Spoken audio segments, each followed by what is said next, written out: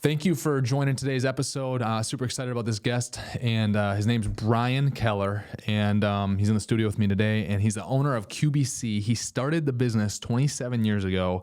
In 2005, he realized that he was a bad boss, bad leader. He ended up deciding to make a change, hired a consultant who immediately validated that, yeah, he was a bad boss and a bad leader. Brian then decided to turn his business around. He ended up getting punched in the mouth during the Great Recession, and then he pivoted his business in 2013 because prior to the Great Recession, they started framing single-family homes and constructing single-family homes. Well, during 2013, 14, those things stopped, from the Great Recession and to that point. So they started focusing on framing multifamily. Today, QBC has 90 employees. They're on pace to reach their 6-year target to be a $150 million company. And in addition to framing, their scope has now grown to be a one-stop shop for multifamily development supplies and construction labor. We talk a ton about how Brian turned the business around and what he implemented from a financial standpoint, but also a cultural and people standpoint, and all the leadership development that they do as a company. This is a great episode. Thank you for tuning in. Brian, they got a lot of stuff going on. You guys got 90 employees over there. What's it like managing 90 employees?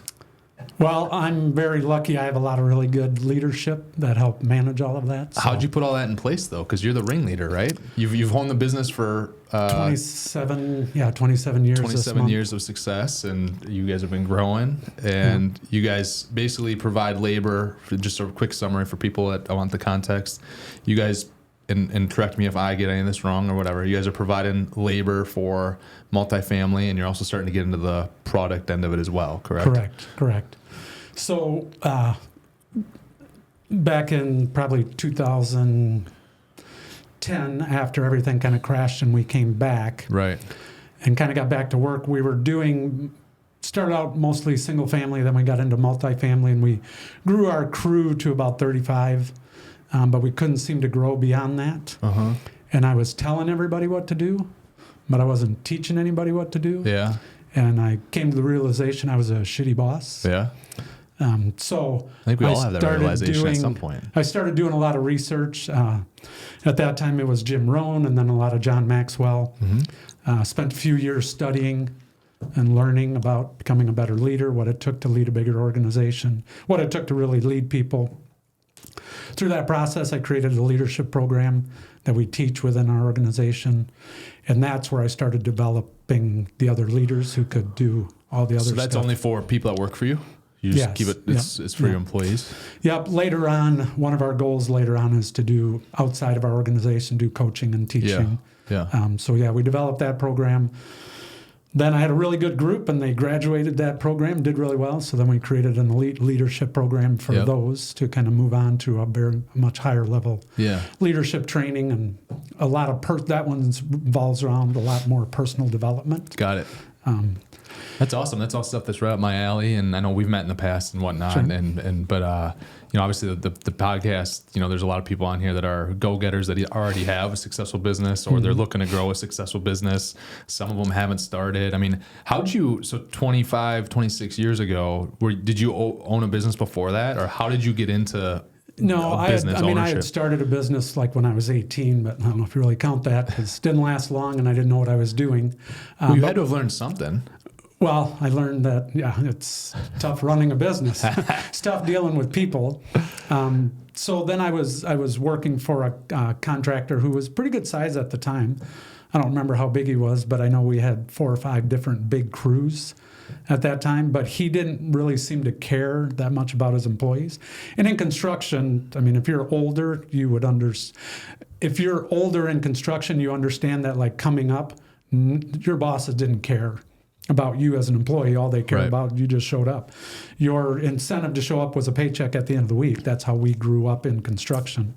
I guess to date myself, I'm 60. I've been running crews since I was 15 and started in construction before that. So a long time ago, but he didn't really care that much about, like, our opinion, what we wanted to do, taking care of us, our future, anything like that. So a couple of us kind of got together and decided to start our own company, really try to focus on the employee, taking care of the employee, more of an employee-focused company instead of an owner-focused company. So does that take you to QBC then? That you started 26 then we started Quest Building Corp.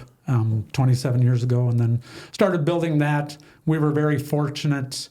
So we started in 98. About 2005, we had a consulting company kind of accidentally work with us a little bit. They typically didn't work with companies our size, that small. But they came in and taught us how to run a business instead of, we were just 4 guys working out of the back of our truck. We'd sit around on the couch, wait for the phone to ring, and then go out and work. So we didn't know anything about running a business. We were really good at framing. We all kind of grew up in it, so we were really good at that. So we had a company come in and kind of teach us. That's an interesting thing is you get people that have a skill. So it's a couple things that you said here, right? You start off by saying it's something like it's tough to work with people or something like that. People are tough to work with a couple minutes ago. And then you just rolled into, you guys had a skill. You were really good at framing, right? But then you struggle with the business end, and you hear that so much. I mean, my dad was a veterinarian by trade, and he became just really known across the country for actually running a veterinary business. Up until 2008, nobody really ran a veterinary business. People just showed up, right? Well, it started when 07, 08, the Great Recession, happened. You had to actually run a business, and so you kind of became known for running that business. And what are the top 3 things you did, you think, to be able to get yourself in a better position to work with people? Because you scaled a company, you scaled it from, when you started around 2000 or 98, you said 98. You started in 98. I know you shared with me before that, by the time you hit around the Great Recession, you're around 30 employees. But then you kind of shifted your business model a little bit. Now you're around 90 employees. So how do you go from, man, it sucks, they're tough, whatever, it's hard working with people and having a skill set but not knowing how to run a business, to now running a organization that has 90 people? Well, one of the biggest things for me was realizing that I wasn't as smart as I thought I was. I'm a really good rough framer. I can do a few other things, but that was one thing I was really good at. But I didn't know how to deal with people. I didn't understand how to do a lot of things that it takes to run a business. But I thought I knew everything because I was the owner of the company and nobody could tell me how to run my company. Then finally somebody said, "You're an idiot and you don't know how to run a company. You're really good at what you do, but Who you don't." said it? Was it an employee? Was it a No, it was a mentor? consultant. It was a consultant. Okay. So you paid someone to come in. Yeah, we paid them a lot of money to come in and kind of tell us we weren't very good. How long did it take her to tell you that you're an idiot? Was it like an hour? Like an hour. She was jet lagged. She came in and she's like, "Yep, I've seen your kind before. You'll be out of business in 3 years if you don't change what you're doing." Yeah. And I was like, "Damn, I thought we were doing a good job." So that slapped you across the face pretty hard in that moment? Yep. So then we really took a deep dive into what it meant, kind of the numbers side of it, like just the accounting side of it. It was interesting when after I got through with the initial consulting, then they brought in a person to kind of work with us. It was about 8 weeks. And he had said, by the time we get done, you'll have a minor in accounting. Like if you went to college, this would be the equivalent of that. And then over the years, we spent a lot of money with consultants. I read a lot of books, a lot of studying. One of the biggest things that probably helped me, and I try to teach it a lot, is when we grew up in construction, nobody cared about the person. And what we realize, especially now, is if you don't adapt to caring about the people more than you care about your business, the people will never care about your business. And so we kind of I shifted my mindset to really starting to understand people better, read a lot of books about how to talk. So like I'm an extreme introvert. Big crowd, stuff like that scare me to death. But I can speak in front of, 50 people, 100 people, 1,000 people. It doesn't bother me because I had to learn how to do all of that and how to connect with people. So reading a lot of different books, studying a lot of different people, going to a lot of different events, and just really learning how to work with people. They're your biggest asset. So when I was younger, that was never considered an asset. Your tools, your equipment was the asset. Your people, they were not an asset.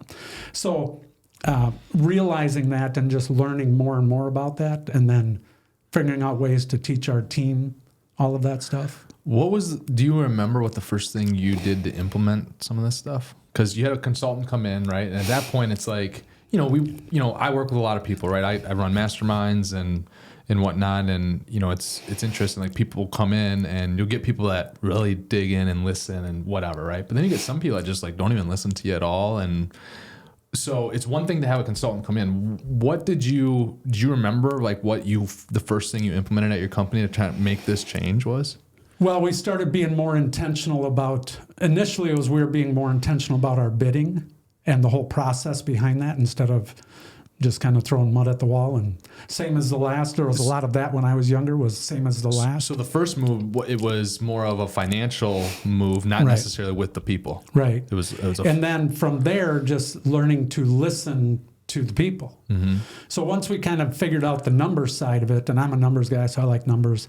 But the other thing they talked about is, you need to listen to your people because you're not going to grow a company if you don't have the right people. And a lot of times they have the answers. The right people have the answers. Right. Yeah. And then learning, that I don't have to be the smartest person in the room. Yeah. I struggled with that, probably the first 15 years of our company, that I always felt I had to be the smartest person.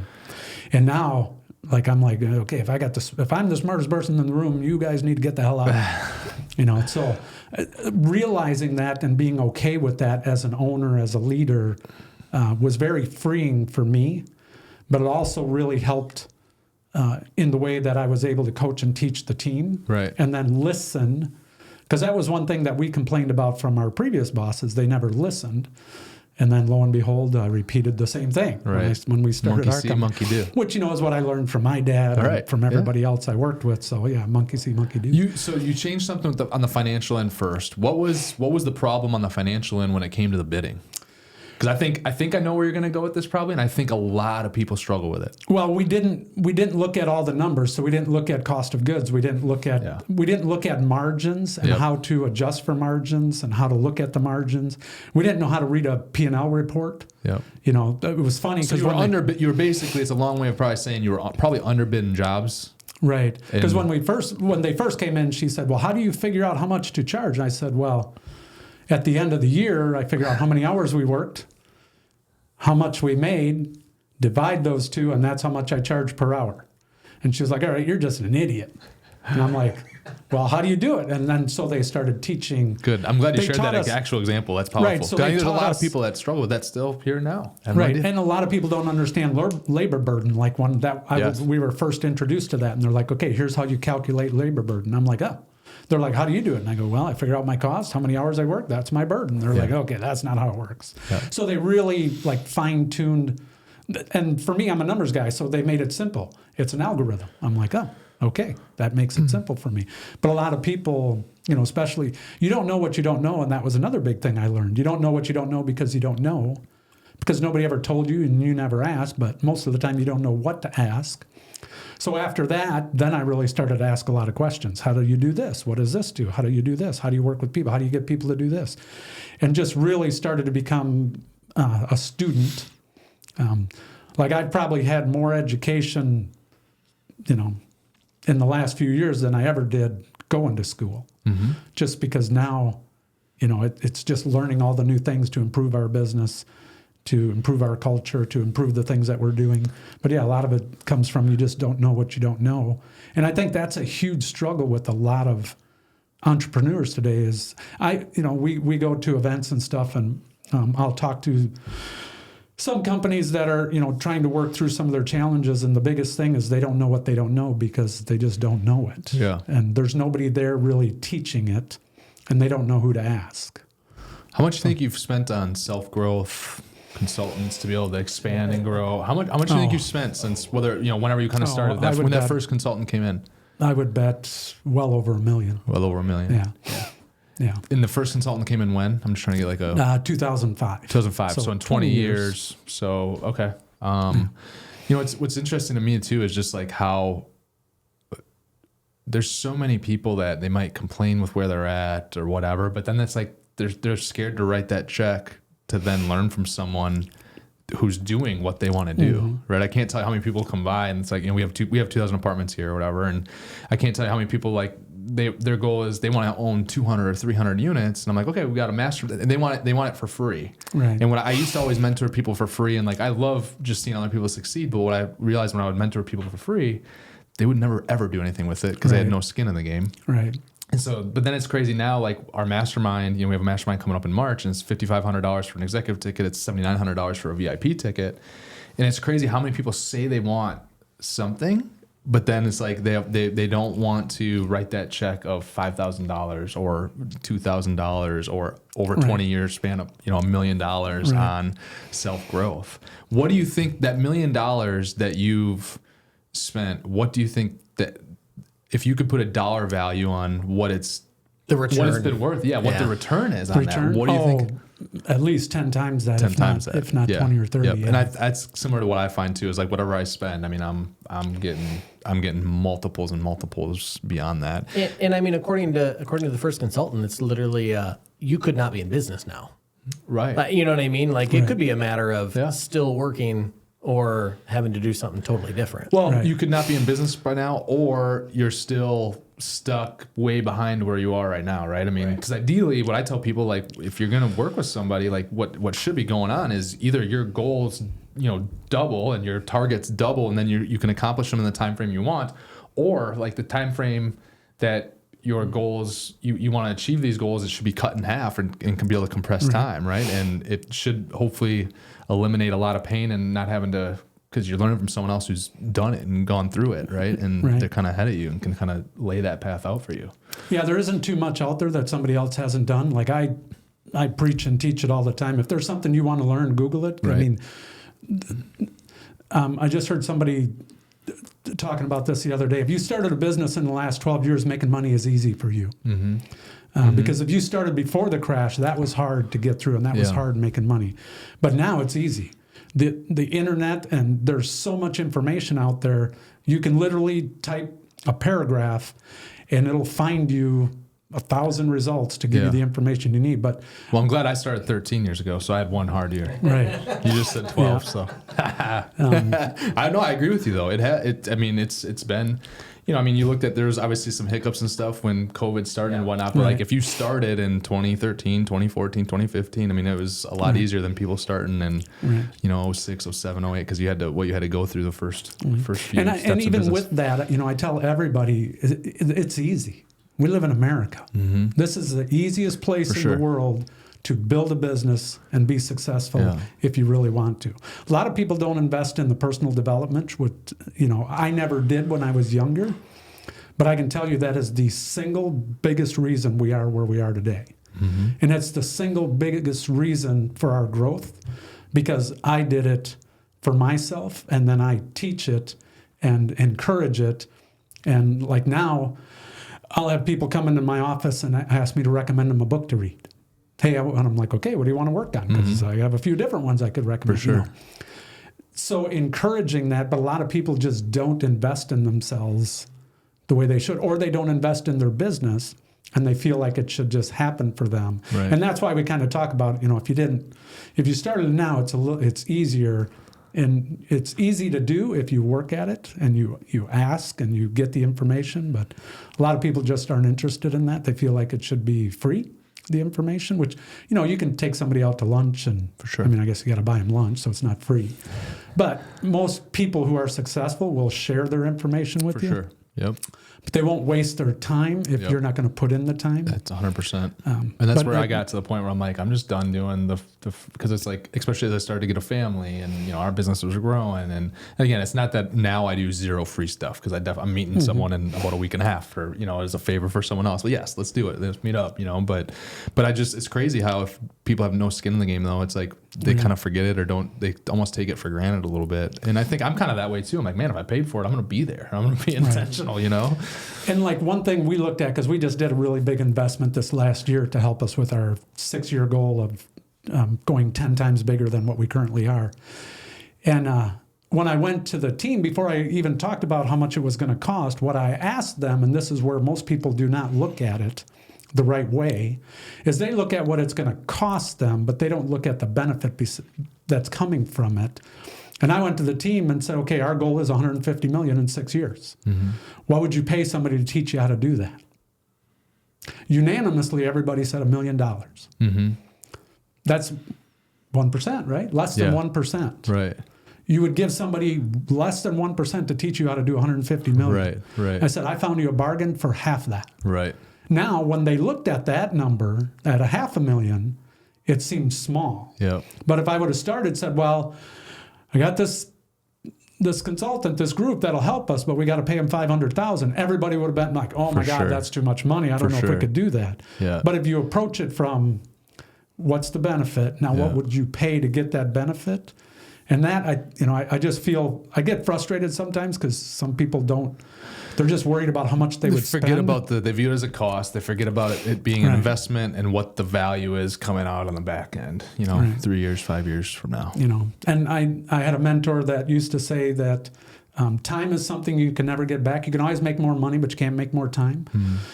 So I always tell, anybody that I work with, if I'm going to work with you, I need it to be worth your time because I don't want to waste your time, but it has to be worth my time. Yeah. If I'm going to spend time with you, it has to be worth both our times. Right. What, for the people that are listening out there that have employees now, whether it's a few or a dozen or, 30, 90 like you do, and maybe they feel like they're, what are the things that you've implemented as far as this training to develop people? What does that kind of look like? How did you go about doing it, and what does it entail? And are there different programs? Is it one program? Everyone goes through the same thing at the same pace, or what does it look like?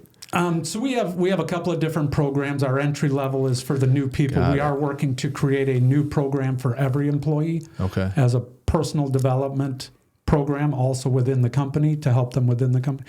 We have so when someone plans comes into to the do company, a lot of different ones. So for the entry level, do you run the entry level thing like 2 or 3 times a year, and then like the people that came in over the last couple of months, they'll all start like on March 1st, or like what is that? Yeah, typically we go to the leadership, and the leadership recommends who they want in the class based on. So it's not just everybody. Yeah, based on what they want to do. Though after this last group, the one thing they did bring up is they do want to have something for every employee. Because our leadership training is really about people moving into possible leadership roles. But they want to do some kind of training, and then we want to do some follow-up training for the leaders that have been through all the classes to meet on a regular basis to just work on leadership development and those types of things. The biggest thing like that I would tell any business owner is the first thing you got to do is you got to work on yourself. Mm-hmm. You got to spend more time on yourself than you do on your job or do in your business. If you're not working to grow yourself, you will not be able to grow a team. The majority, from what I've seen and the research and everything that I've done over the last 10 or 15 years, the biggest problem most companies have are people problems. Mm-hmm. The biggest problem they have with that is they don't know how to address them and fix them or change them because they need to develop first to be able to recognize what's happening within their business and within their people. Once they do that and start working on themselves, it's easy for me to sit across the room from my employee and tell them, you need to change this. Mm-hmm. And there's a story about Gandhi where he sits up at the top of the hill, and it takes 2 weeks to get up the hill to see him. And this woman takes her child up there, and it takes 2 weeks to get up there. She finally gets up there, and she says, Mr. Gandhi, I need my son to stop eating sugar. Would you tell him to stop eating sugar? And he says, come back in 2 weeks. And she's like, what? And so she leaves. She comes back 2 weeks later. She gets up there, and she goes, Mr. Gandhi, would you tell my son to stop eating sugar? And Gandhi looks at the son and says, stop eating sugar. She goes, why couldn't you did that 2 weeks ago? He goes, because 2 weeks ago I was eating sugar. And I cannot tell somebody to do something if I'm not willing to do that. Right. And so the thing for the leadership people to understand is you can get your people to do anything you want as long as you're willing to do that. Yeah, and that makes sense. And then you show them how to do it. How many hours a week are your employees going through some type of program? Is it so it's typically 1 hour a month. 1 hour a month. Or we try to do it about every 3 weeks. The first program is there's really no homework with it, but we do tell them, if you don't, participation is not just in the class; it's also what they do when they're not there, and if they're implementing the things we teach them. The second training that we do, there's a book that goes along with it that they have to read, and then there's homework that they have to do. So then we meet about every 3 weeks or so and cover what they learned over that period of time. And what are some of the results that you've seen out of your staff, team, people? What are some success stories that have come out of these programs that you have? Oh, well, Joel's one of them. Just how they... What has Joel done? So Joel, when he started with us 7 years ago, he was a trim carpenter out in the field. Mm-hmm. So he wasn't in a leadership position. Then we needed a leader. We needed some leadership. So I recognized that Joel had some skills in that. And I knew that we had talked before about personal development, and I knew that he was very interested in that stuff. So we kind of started to move him into a leadership role. While in doing that, then he had to take the classes. So we got through both sets of classes pretty quick. So they have developed the leadership in the field from the training that they learned to be able to run the field without them. Joel moved into more of a supervisory role with the group, and then now he's actually more business development and spends very little time with that group at all. The other person that came up with him at the same time now manages that whole department, but also is taking on the role of managing another department for us. So it's what they're able to do. But I think, like, for me, one of the biggest like accomplishments that they have done, and that I see, like you ask, if I see the fruits of the labor, is how they handle the stress that we deal with on a daily basis. And they're not freaking out, and they're not running around with their hair on fire. They're problem solving, the way we talk about it, the way we teach it. And they're doing it, for the most part, they're doing it in a calm fashion, collaborating and solving it, getting it done and moving on. Mm-hmm. Like our mantra right now is we get it done. Mm-hmm. And we teach that. The speed at which we do is the speed at which we grow. And the speed at which we don't do is the speed at which we don't grow. And that's for any business. The speed at which you learn to become better, to do something different, is going to be the speed at which you grow. Yeah.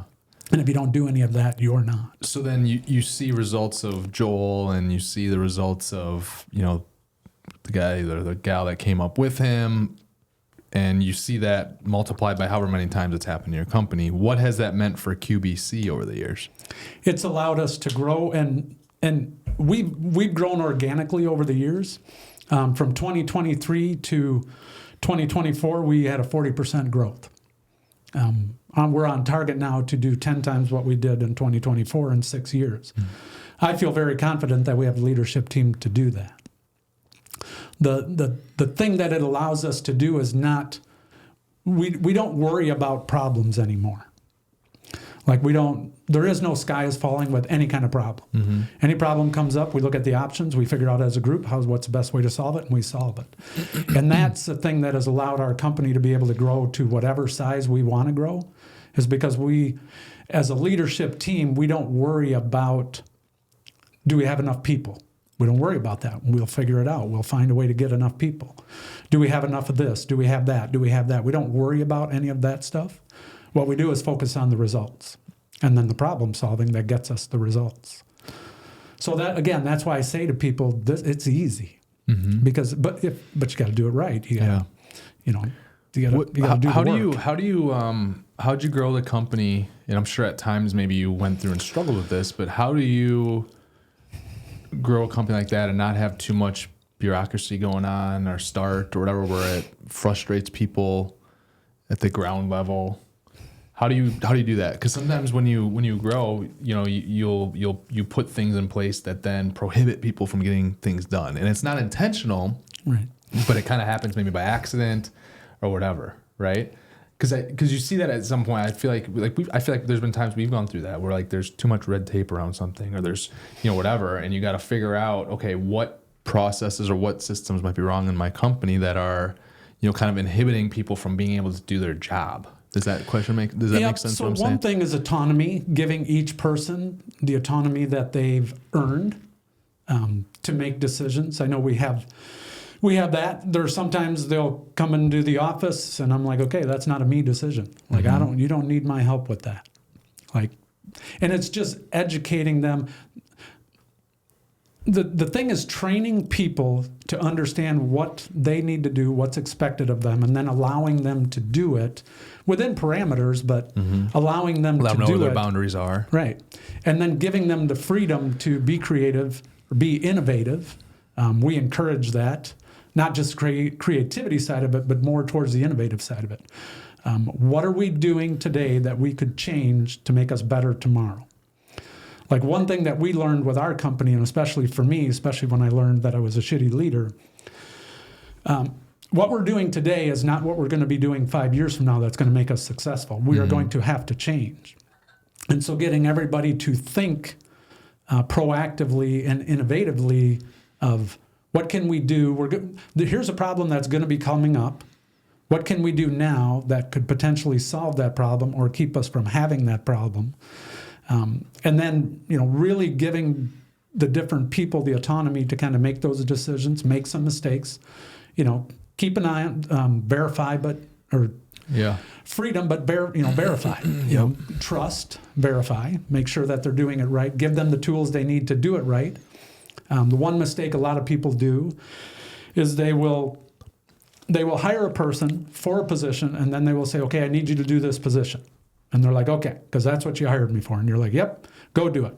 But then they don't give them any kind of structure or any kind of expectation of what it looks like, not just to do it, but to do it and be successful doing it. And so we do a lot of that. Okay, here's what that role looks like. Here's how you can be successful. I don't need to teach every one of them how to do their roles. I just need to teach them how to make decisions the right way. We always say in the best interest of the company, one of the things we're working on now is really defining that much better. But kind of back to your question, the easiest way to get people to do the right things when you want them to do it is make sure everybody's in alignment. Mm-hmm. And it starts with the person at the very top. They have to have alignment with their goal and what they want to accomplish. And we've changed our goal.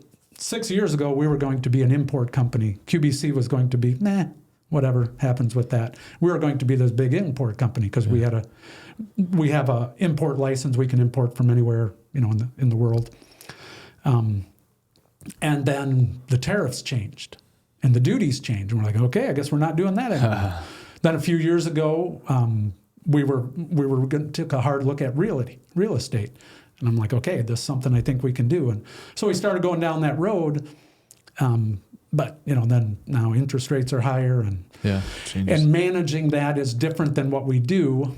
We have the skill set, but our focus is different. And so now our focus is really just growing our construction company. Now, to do that, we know we're probably going to have to do some mergers and acquisitions. But a big thing along the way with all of that is making sure everybody is continually aligned. So when we were going to do the import stuff, everybody was aligned on that. Here's what our focus is going to be.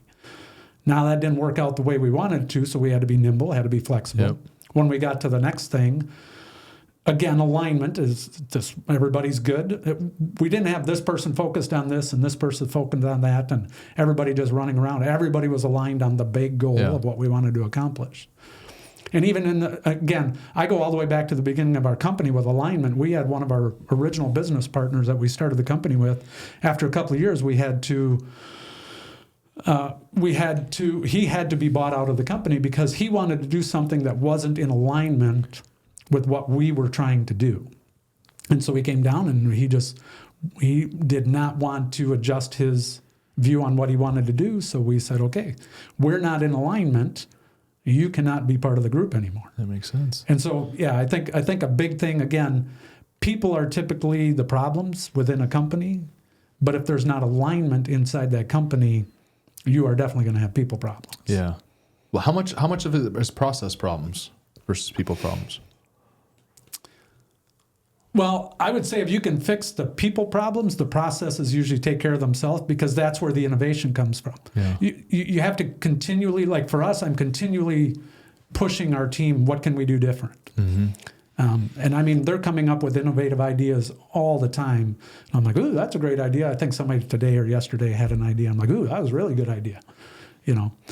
Also, me as the owner, I know that if I'm coming up with all the ideas, oh my gosh, that is not good. Right. We are never going to grow the way we want to grow if I got to come up with all the ideas. So I think if you can get the alignment, because then from there, everybody's looking at a vision. Okay, how do we get there? Mm-hmm. Who has an idea? How do we get there? Who has an idea of what we can do to help our team? We have a big focus in our company of being servants. Yeah. We look at our org chart, but we look at it upside down. That makes a lot of sense. Like all those employees don't work for me. I work for 90 employees. Yeah. My job every day is to get up and make sure 90 employees have what they need every day to be successful so that we can grow the organization. That makes a lot of sense. So, and then the process is, I'm a process-oriented person. I like numbers. So I would say if there's an owner of a company and they are not a numbers person or processes, they don't like that kind of structure, they need to find somebody within their organization or hire somebody to be within their organization, because you got to have that. You got to have the dreamer, you got to have the builder, you got to have somebody that can look to the future, the visionary. But if you don't have the structure, it's going to be very difficult to build it. Right. So on the other end of it then, so Joel, who helps us with the podcast here, and maybe if you're just listening, Joel actually works for Brian's company, QBC. He's been there for 7 years. He kind of said that a little bit. So from your end, Joel, in going through this, what's your viewpoint on this, or thoughts on this? What have you been able to see, or just because it's a little bit different angle from you, again, because you kind of came up through that system that Brian kind of implemented, right? And so what does that kind of look like from your perspective? Yeah, I think it's been critical. For me, I've always looked at the lid of where I can go in a company, and is that worth the effort to get to? So from just an analytical side of things, from an employee standpoint, it's okay, how are they growing? How are they developing? How are they changing? How are they innovating? What's their thought process? What's the opportunity of growth? And from the get-go, it was, okay, I saw at the time that I started, I saw 3 of the owners still in the field working while also running the business. So it didn't have this hierarchy, you are the peons mentality. It was whatever we got to do to get it done. They were getting dirty. They were getting dirty with you. And it wasn't even that long ago, maybe 5 years ago, 4 or 5 years ago, where we had a situation where we were shorthanded, and we had Brian Talon, who's right now our COO, and I think there was one other person came out on site to do a delivery. A cabinet truck, semi-truck full of cabinets, had to get unloaded. They're just out there. You just got to get it done. It is what it is. So you're out there gritting it with everybody else. Yeah. So from an employee standpoint, seeing that kind of servant leadership from the very get-go is just hugely impactful. It shows the culture. It shows the opportunity is there. You can grow kind of at whatever capacity you want to. And we're very much structured on the getting the right people on the bus, and then the right people in the right seats on the bus. And we had 2 new people start this week, and we went around the room, and everybody in that meeting, I would say almost 50% probably started within the last 7 months, which is huge. Right, and we fired 3 people in the last couple of weeks too. That were hired in the last month or 2. So it's you at the speed at which we do things. Like. We had one person that we hired. It was 1 week. By Friday, we're like, they're not the right culture fit. Yeah. They're not a bad person. They even from necessarily a skill set, they probably could have done okay.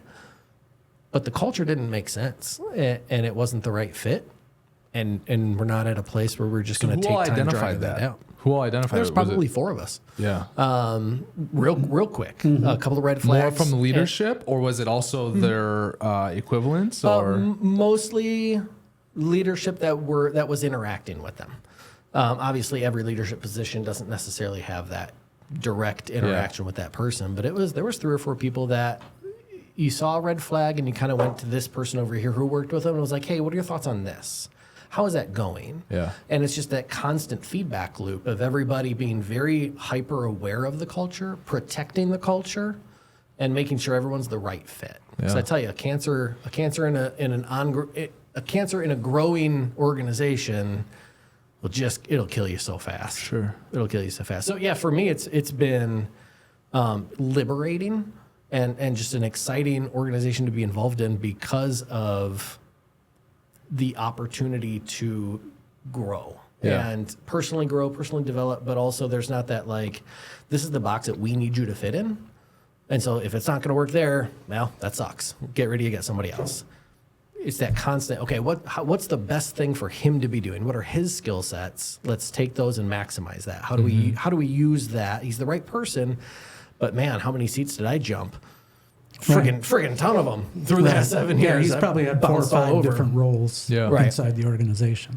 You know, and we to found finding that the right one. with Kara would be another one. She's bounced from role to role to role to role. You bounce just because maybe you weren't in the right seat. Right. But it's like, oh, you know, Joel's got he's our fit for our culture. Right. He's the type of guy we want here. But it's like, okay, that's not the right seat. We got this seat over here. Let's try this seat. And now it's a super simple, easy process, because the first question we ask, are they the right person? Mm-hmm. And we've just grown into this in the last probably 6 months, I think. Yeah, for sure. But so this is where I look at it and I'm like, okay, guys, this is super easy. This is super easy. First question you got to ask, are they the right person? Mm-hmm.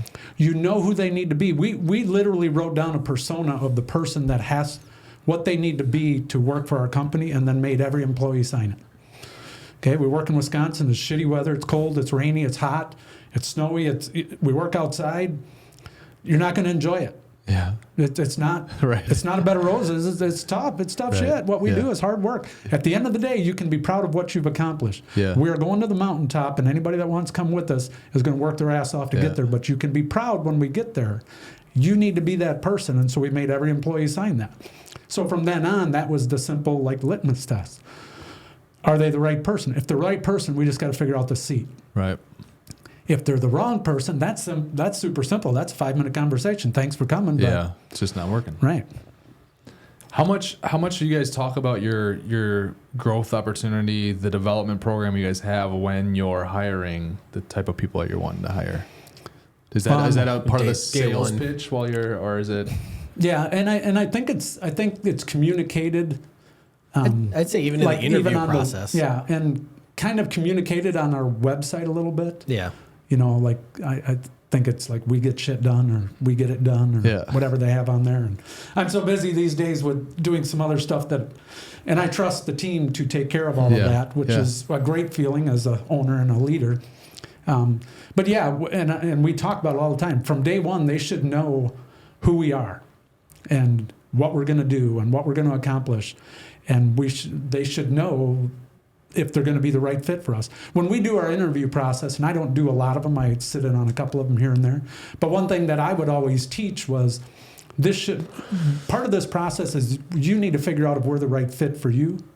As a future employee of ours, you need to figure out if you're going to fit in with us. For sure. You know, so you need to ask questions about who we are. Now, through those questions, what's great is our team finds out who the person is. Mm-hmm. So one question was, and I remember this from an interview because Taylor afterwards, she's like, yep, nope, that's not the right person. So her question was am I going to be able to work remotely because, you know, I like to work at home. Okay, a little puzzled by that, but we work in a construction company in the office. And then I think one of her other ones was like, how much time does she get off for this? And it became more about her and what we were going to do for her, and that had nothing to do with what she was going to bring to the table for us. And Taylor was like, nope, that person's not going to work. Yep. And so, through that process, it's really just about figuring out if we have the right people. 100%. Once we know we have them, then our leadership team is so good at just going, okay, I think they'd be good in this role. So then we put them in that role. Joel, he's been in multiple roles, and someone like that in the company, how long did he get moved to a seat, and how long did it last before everybody and whatever realized, Joel's not the problem, the seat he's in is the problem, let's try him in this seat? Was it like a week, like the other person? Was it was it 2 months? And then what were some of the things? Like, was he just not productive, or were you? So I would say the only seat and you can correct me if I'm wrong, the only seat that was a very clear, that's the wrong seat, was when I was transitioning from field to more of an admin office-based role. For us, we had, 4 or 5 different people try to fill that. Right. And it's always been the same painstaking task of getting estimating off of Brian's plate. And it made sense for us because I was like, oh, okay, I've been in the field. I know trim. I know finishes. I know the process. I know how it goes. I could probably figure out pretty easily what that looks like from an estimating standpoint. And just the way my brain functions, that wasn't it. And we tried it for 6-8 months, maybe. Okay, so a while. We tried it for a while. Yeah, we pushed hard on it. The thing that was helpful for us was to look at it and go, okay, I don't think you're enjoying it. Now, probably the reason Which went is on incredible, which is incredible because there's a lot of people that wouldn't even think that way. I mean, it's never good, obviously, just to create a seat for somebody, right? You need to still actually have a seat available for whoever this person is. Right. But what I think is incredible is like there's a lot of people out there I think that would have been just like, all right, you're done, right? And then you're like, okay, go back to doing what you're doing before or leave. And that's why I always have them go back to the first question. And again, we just came up with this in the last 6-9 months with a lot of the training and a lot of the reading and everything we've been doing this last year. But if they're the right person, we can figure out what they can do. Yeah. Because this was something I learned again in the last couple of years. For every task out there, there is somebody on the planet who loves doing that. Mm-hmm.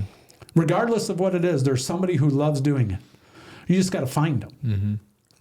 And so one thing that we've kind of really shifted is we don't talk about the role as much, like you're the estimator. We don't talk about the role. We talk about the activities. So we have this new thing that we're working on that our marketing guru came up with that we all love.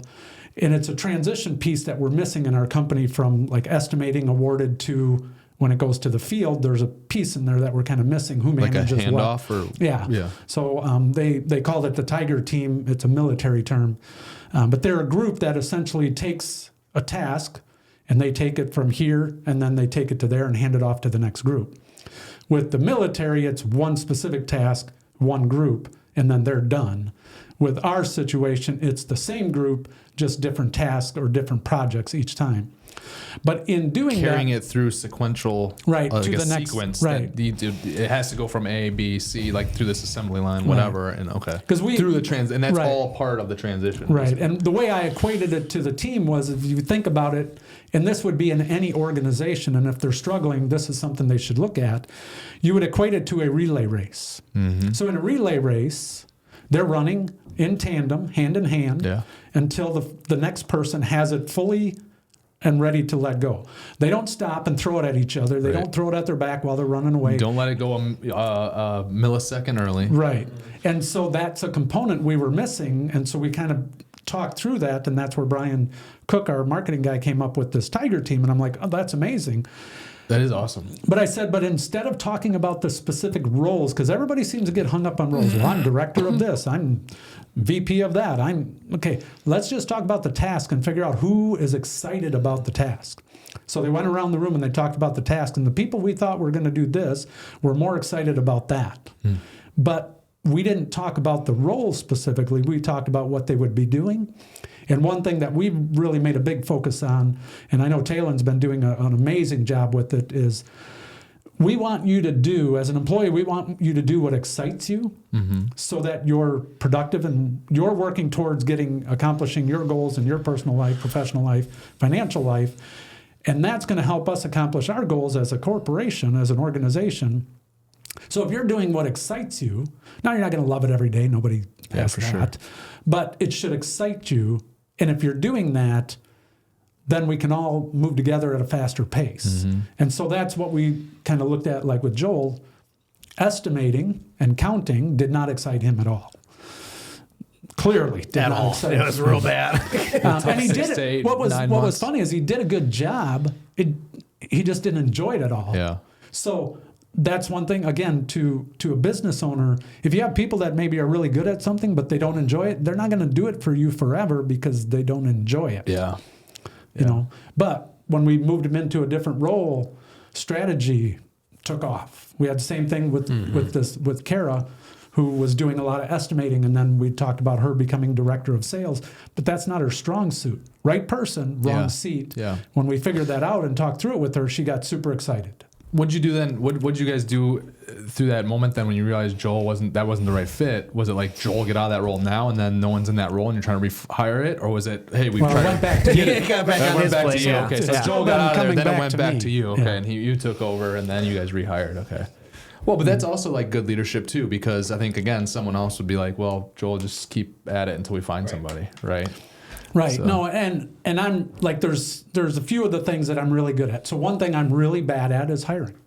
I think everybody's wonderful. I think they'll all work out perfectly and they'll all achieve their full potential. That's the problem when you are. I'm the same way. It's the optimist in me. I think. I think it's optimist in you. Right? I got fired from myself. I got fired by the group, and I'm like, okay, I can't hire anymore. Here's some guidelines. The same way. I'm like, so the one person that we fired in a week, I was so desperate that I needed somebody to help me with something. I'm like, oh, she's great. Let's hire her. And they're all like, okay. And a week later, they're all like, oh my God, she is not the right person for our company. And I'm like, crap. But then we can relate to that so much. Then we interviewed a few more and we found the right people. And one started this week, and then the one estimator starts next week. And we had we had one of our front desk people got promoted recently to doing something she's super excited about. And, so we're always looking at the team, and it's not we're always looking for the next thing.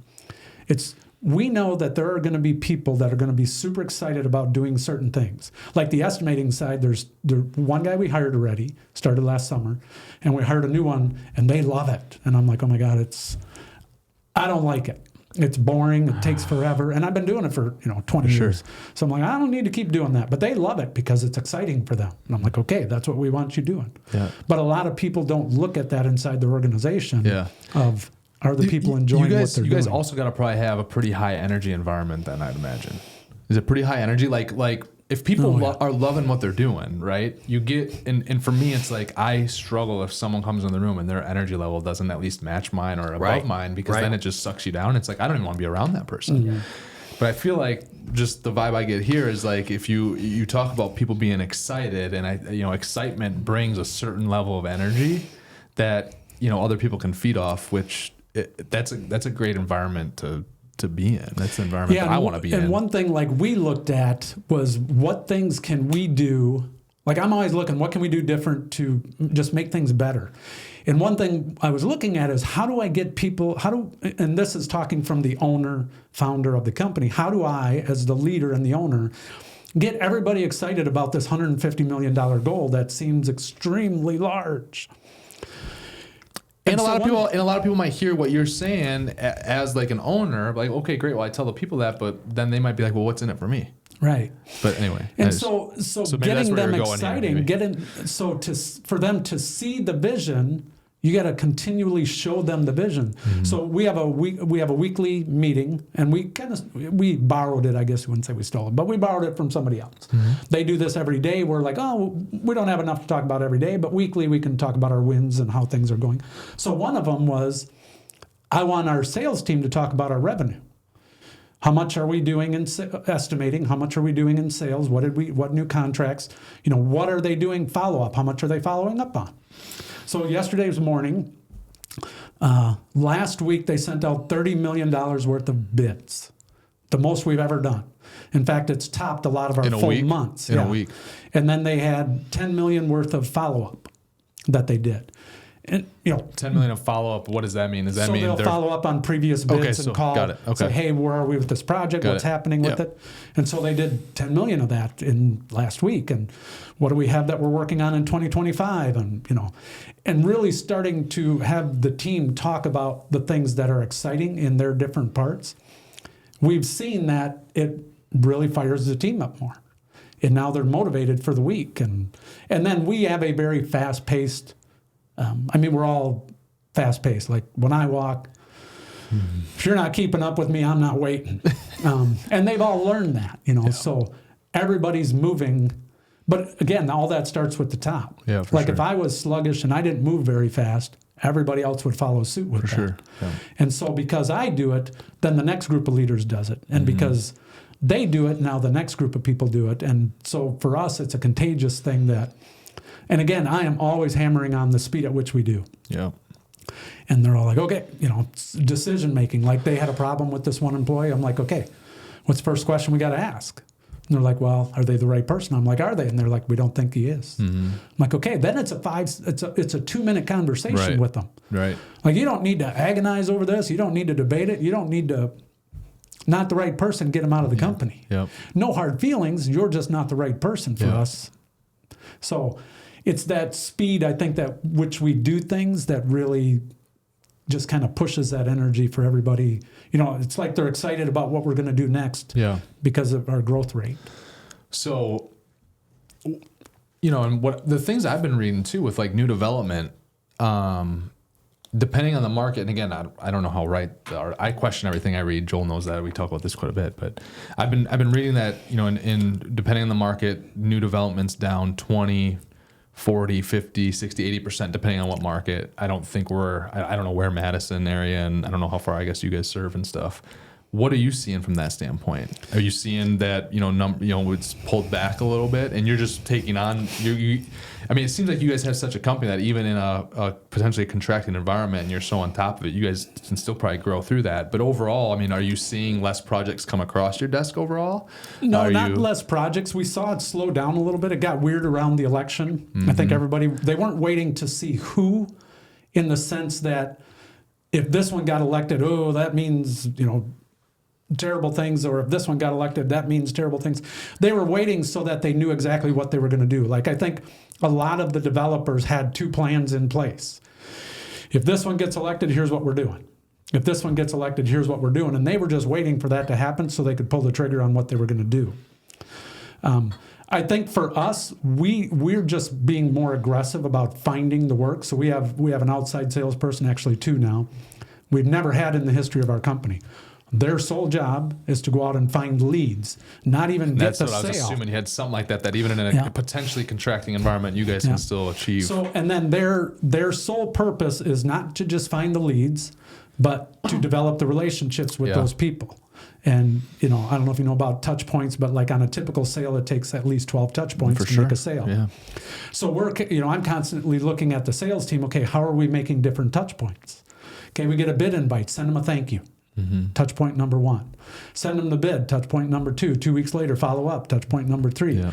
2 weeks after that, follow up again. How are they doing? Start, within a couple of months, we can hit our 12 touch points and build that relationship. Well, the big thing with the relationship with what you guys do, a builder builds not usually just one building, right? They build multiple buildings, and and that's that relationship pays off. I mean, again, that's so many. I mean, repeat business is great, obviously, right? And with you guys, those are big projects. And for us, the biggest priority is the relationship. Mm-hmm. Just building that, strengthening that. Because we know, like, things are good right now.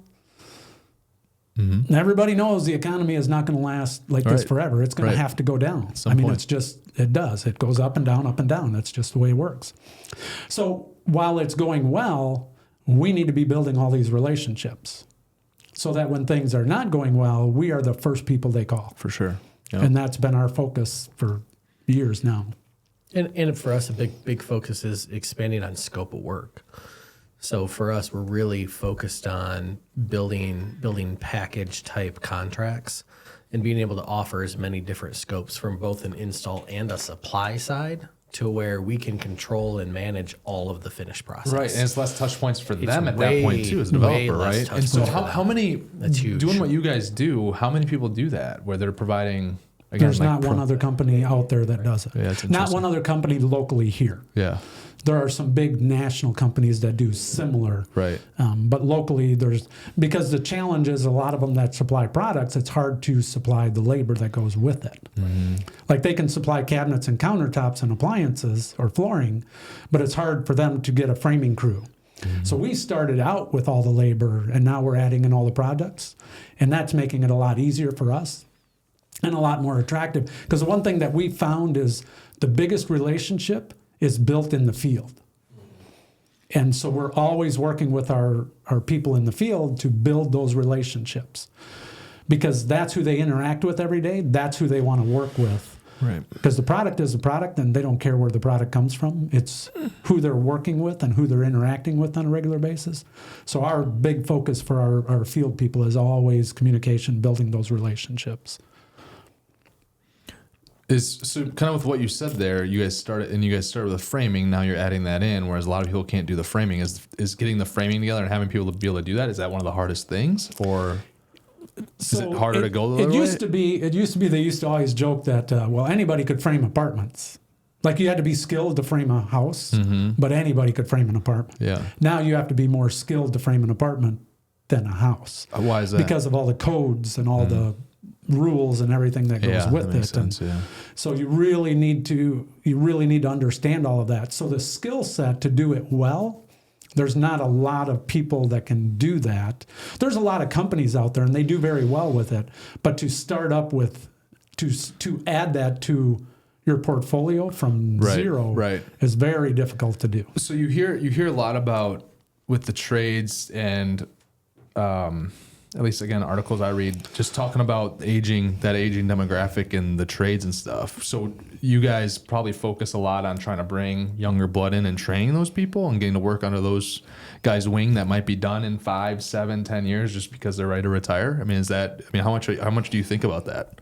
Every day. Yeah. So I go down to, and I've been doing this since 2018 before COVID. I go down to Beloit High School in the fall and I work with their Construction 3 class and they build these small sheds and stuff. So I go down there once a week for a couple of months and help coach and teach them. Yeah. I'm very fortunate to be able to get invited to do that. An employee of ours at the time had a relationship with the teacher in that class and went down and met him and talked to him a little bit. And yeah, now I've been doing it. I actually just got a text. One of his students right now is going to one of the skills competitions. This is high school or this is college? High school. Okay. And so he wants me to come down and coach him on building his shed for when he goes to his competition. I just got to find, but we're trying to get more into the schools before they get out of school and get a bad experience in the construction industry. Yeah. And we don't care if they come in, like I don't care if they come into our company. We just want to show them that this is an honorable profession and you can make good money doing it. You know, it used to be, construction workers used to have a bad kind of connotation or rep, you know, well, because anybody could do it. Yeah. You know, if you couldn't survive in the employment world, well, you could go work in construction because they would hire anybody. Yeah. You know, we really wanted to change that. We wanted to really make it to where it's a very skilled profession and you could do really well in it. And so when I was down there this last year, there was a couple of kids that graduated and they came to work for us. They're in our leadership program, 18 years old. That's awesome. In our leadership program. They are out on the job site. They are on a fast track in the next year to become leaders on the project. Before they're 21, before their legal drinking age, they will be foremen on our sites. That's awesome. And so that's who we're trying to target because if you can find great. the ones that have the ambition. Quick start career. Yeah.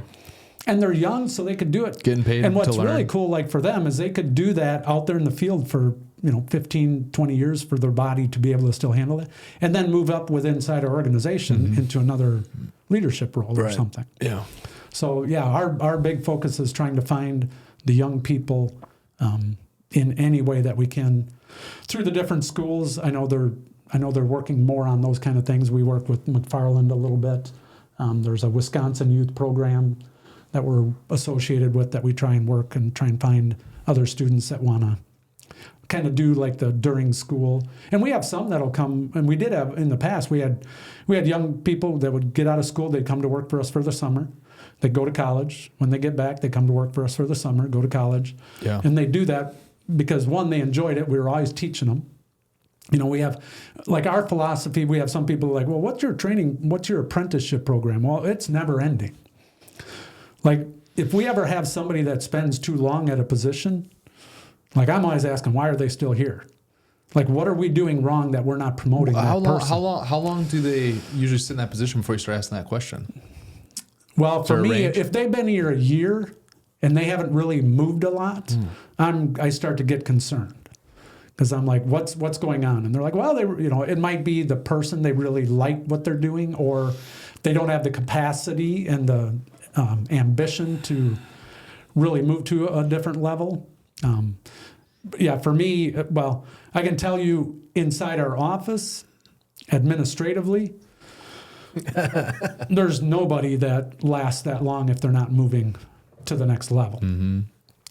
We did hire a new person basically for admin, but even day one, she's already doing accounting. We're like, well, we need her to take care of this. So she's going to find out if she likes that, find out if it's something she's excited about, and see if she can help with that. So you get worried about the individual if they just don't care about growing too? You worry about the individual and then because are you just saying, okay, yellow light, like this is a warning that Right, starts because- blinking a little bit, maybe they'll be gone here soon? Or Well, I'm more worried about them sabotaging the company.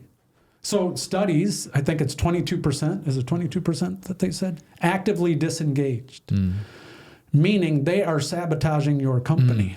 And I'm like, okay, I don't care if another company has 22% of their people actively disengaged, but not that's here. a great way to look at it, yeah. So we need to be watching all the time. Why are they not progressing? What is happening with that person? Are they the right people? Are they the right person to still be here? Now, some people learn at a much slower pace. Some people, depending upon where they are in life, don't want to have the responsibility of moving up that quick, and I'm totally fine with that. We had one guy that worked for us for 2 years, and all he did was carry studs. And over, and I would ask, what is going on with this guy? And they're like, he is the best we've ever had at this, and he doesn't want to do any more. All of a sudden, one day, something happened. He did this for like 2 years, never moved past this level. All he ever did was carry stud. And he was a good-sized kid. And then something happened in his personal life.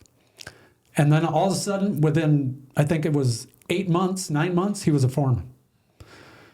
Like, he really wanted to do that, and then something changed, and then he really wanted to do this. And we're like, okay, let's go. And so we moved him as fast as he could go. So there are definitely those out there that I don't know that they're comfortable. That might be their comfort area. Yeah. But you need to keep an eye on them, because if they become disengaged and then actively disengaged, they can tear your company down. And so we're constantly looking at that. Yeah. That's I like how you look at it. You got a unique perspective, I think, that's pretty sweet. I like it. It's been a good conversation. Joel, do you have any other thoughts or comments to add in here? As you know, I've always got thoughts. Good ideas. He's got good ideas. No, I think it's good. I mean, it's just you have a culture of growth mindset. Yeah. And that's why, again, it comes down to the right person. Yeah. If they don't have that growth mindset, even personally, to where what's next, what's that next level, what's that next thing I can be learning, and where can I go from here? The abundance, the growth, and what's next. It doesn't fit the culture. Yeah. And again, like to your point earlier, it's that if they don't have that, they carry themselves kind of more mild, slower. You see how they walk around the office, or you see kind of just how they carry themselves. There's not that motivation, there's not that drive, and that just kind of starts to suck the life out of everyone else around them. So yeah, it's a huge focus. Yeah, we used to do this Tigger test when I would go out on the job site, and they would say, "Oh, I'm having a little bit of trouble with this person." I'm like, "Oh, bring them over here." So we'd stand in an area, and I'd say, "Okay, I'm going to do this test, and you're going to think I'm a little weird, but because I own the company, I get to do this." And we'd all laugh. And then I'd say, "Okay, here's what I want you to do. I want you to walk over to that wall about 30, 40 feet away, and then I want you to walk back." And they'd come back, and I said, "Do you know who Tigger and Eeyore are?" And they're like, "Yep." And if they didn't, I'd explain to them. If you're younger, you may not know who they are. And I'd say, "Okay, here's the thing about our company. We need Tiggers. And if you're an Eeyore, you are not going to last in this company. Yeah. So what I need you to do is become Tigger." And that would demonstrate them who we are, what they needed to do, and if demonstrate to the leadership. If they don't become a Tigger, you're going to have to let them go. Right. Yeah. So yeah, it's getting the right people, making sure they're the right people. Then you can figure out the seats for them. One last question. Do you know the average tenure of your 90 employees? I would say now it's probably at least 5 years, I would say. Probably, at least 5 years. Could So be that's a even lot more. that's a lot of people being promoted. That's a lot of people, because if you're after 1 to 2 years asking, what's up with this person, they're not being, and if your average is around 5 years, that's a lot of promotions, right? Yeah. Yeah, and we have some attrition. Some of it is people move on to something different. What I always like is when they move away, and then when they come back, then they want to come back to work. Yeah. So we've had that. We've had numerous employees who have left, either went to something different, went to something they felt was better, or went to a different area, and then came back and then asked if they could come back to work because of our environment. Yeah, we've got about 50 employees ballpark, and we've had 2 of those that happened over the last about 6 months. So it's kind of cool and there were 2 people like, when they left, they tell us, because they left the area, and then they ended up coming back and, hey, we want to work with you. And whatever, and that just goes to your culture. Yeah. If they're coming back and they want to come back, Yeah. they've experienced something out there that's not as good, Yeah. and they're coming back because they they feel the opportunity is there for them to work at a place that they want to work at. Awesome. Well, Brian, I appreciate it, man. Thank you for hopping on. And as you continue to stretch after your goals and everything, would love to have you, on every year or so or something like that to be able to catch up and see how it's going. And I really love your mindset, the growth mindset, the abundance mindset.